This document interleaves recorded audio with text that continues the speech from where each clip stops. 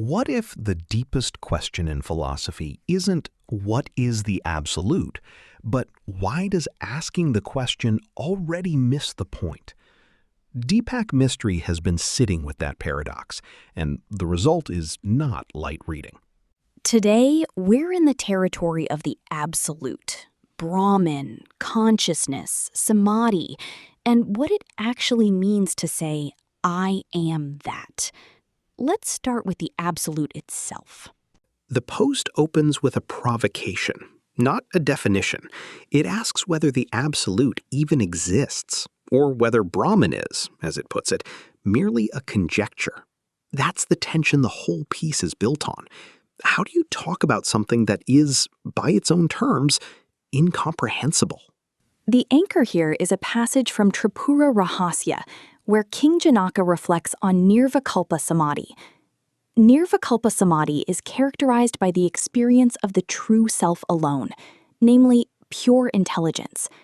Though eternal and resplendent even ordinarily, this abstract intelligence is as if it did not exist. So the highest state of realization presents itself as though it weren't there at all. That's not a paradox to be resolved. It's the whole point. If the absolute is spaceless and timeless, then the very apparatus we'd use to locate it, mind, language, here, now, is already the wrong instrument. The post is careful about this. It argues that mind cannot survive in spacelessness because, as it puts it, the nature of the mind is space and time. So Nirvikalpa Samadhi isn't a mental achievement, it's the cessation of the conditions that make mental experience possible. Which is where Paul Brunton comes in, and his account is striking precisely because it's first person. He describes the ego vanishing entirely, not merging, not dissolving, but simply gone. And what remained was something he recognized as his real self all along. His words are worth reading directly. It was not lost, merged, or dissolved. It was fully and vividly conscious that it was a point in universal mind, and so not apart from that mind itself. Only the lower self, the false self, was gone. But that was a loss for which to be immeasurably grateful. That phrase, a loss for which to be immeasurably grateful, does a lot of work. It reframes the whole terror of ego dissolution as relief. The post then draws a distinction between Nirvikalpa Samadhi and Sahaja Samadhi.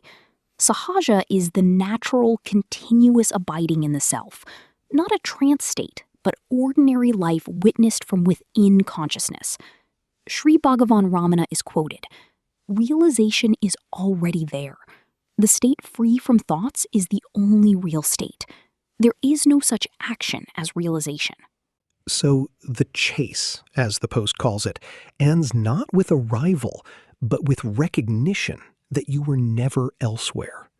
And that recognition, the post argues, transforms how you move through the world, not by removing pain or duty, but by removing the identification with the body sense that made suffering feel like yours to own. The absolute, then, is less a destination than a correction in perspective. Hard to package, admittedly, but possibly the only thing worth unpacking. The post closes on Anandamayi. It is but the self that calls itself, and none other than the self that realizes itself. The seeker and the sought. Same substance, same silence. Spaceless, timeless, and somehow the ground of everything. The post doesn't resolve the paradox. It asks you to become it. Which is apparently the only method that works. More from this territory next time.